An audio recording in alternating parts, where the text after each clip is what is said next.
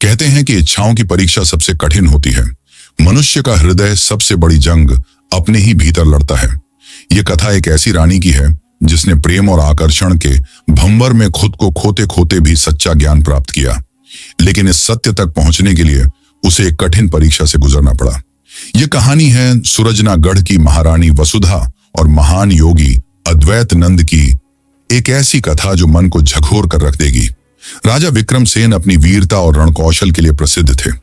वे हमेशा युद्धों में व्यस्त रहते, अपनी रानी से प्रेम तो करते लेकिन उसे समय नहीं दे पाते थे। उधर रानी वसुधा अपनी सुंदरता और बुद्धिमत्ता के लिए जानी जाती थी, पर उसके हृदय में एक अनकही उदासी थी। एक दिन सूरजनागढ़ में एक भव्य यज्ञ का आयोजन हुआ। पूरे राज्य से संत और महायोगी आमंत्रित किए गए। उन्हीं में से एक थे महायोगी अद्वैत नंदाश, जो अपनी सिद्धियों और कठोर तपस्या के लिए प्रसिद्ध थे। कहा जाता था कि वे जन्म और मृत्यु के रहस्यों को जानते थे, सांसारिक मोह से परे थे। जैसे ही महायोगी अद्वैत नंद दरबार में पधारे, पूरा सभागार उनकी दिव्य आभा से आलोकित हो उठा। उनकी आंखों में अद्भुत तेज था, जैसे हजारों सूर्यों का प्रकाश उनमें समाया हो। उनके चेहरे पर अद्भुत शांति थी, जो किसी को भी मंत्रमुग्ध कर सकती थी। जब महारानी वसुधा की दृष्टि उन पर पड़ी तो वह भीतर तक हिल गई। ऐसा आकर्षण उसने पहले कभी महसूस नहीं किया था। यह कोई साधारण इच्छा नहीं थी, यह कुछ और था जिसे वह समझ नहीं पा रही थी। रानी के मन में महायोगी के प्रति एक अनजानी खिंचाव उत्पन्न होने लगा। उस रात वह सो न सकी। उसकी चेतना में सिर्फ एक ही चित्र था, महायोगी का तेजस्वी स्वरूप। आखिरकार अगली रात उसने अपनी प्रिय दासी को आदेश दिया कि वह महायोगी को राजमहल में कुछ और दिनों तक ठहरने का निमंत्रण दे। महायोगी ने पहले तो मना कर दिया, लेकिन जब स्वयं राजा ने आग्रह किया तो वे सहर्ष स्वीकार कर महल में ठहर गए। रात के अंधेरे में जब पूरा महल निद्रा में था, रानी वसुधा धीरे धीरे महायोगी के कक्ष की ओर बढ़ी। उसका दिल तेजी से धड़क रहा था।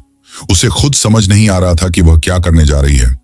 जब वह दरवाजे पर पहुंची तो कुछ पल ठिठकी और फिर हल्के से दरवाजे पर दस्तक दी। कौन है? अंदर से गंभीर स्वर गूंजा। मैं वसुधा, रानी ने धीमे स्वर में कहा। महायोगी कुछ क्षण शांत रहे, फिर दरवाजा खोल दिया। कमरे में दीपक की मध्यम रोशनी थी।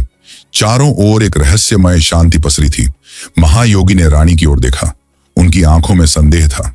रानी, इस समय यहां आना उचित नहीं। क्या आपको कुछ आवश्यक बात करनी थी? रानी कुछ क्षण मौन रही, फिर धीरे से बोली, महायोगी, मेरे हृदय में एक अजीब अशांति है। मुझे नहीं पता कि यह क्या है, लेकिन आपकी उपस्थिति में मैं एक अलग ही शांति अनुभव करती हूं। महायोगी की आंखों में गहरी गंभीरता थी। रानी, यह मात्र मन का भटकाव है। इस पर विजय पाना ही वास्तविक साधना है। रानी ने धीरे से आगे बढ़कर महायोगी का हाथ पकड़ लिया। उनका स्पर्श पहली बार किसी स्त्री ने किया था। महायोगी की सांसें भारी होने लगी। उनके तप में पहली बार कंपन आया। रानी ने धीरे से कहा, क्या संन्यास का अर्थ यह है कि हम अपने हृदय की भावनाओं को भी नकार दें? महायोगी कुछ क्षण मौन रहे, फिर उनकी आंखें बंद हो गईं।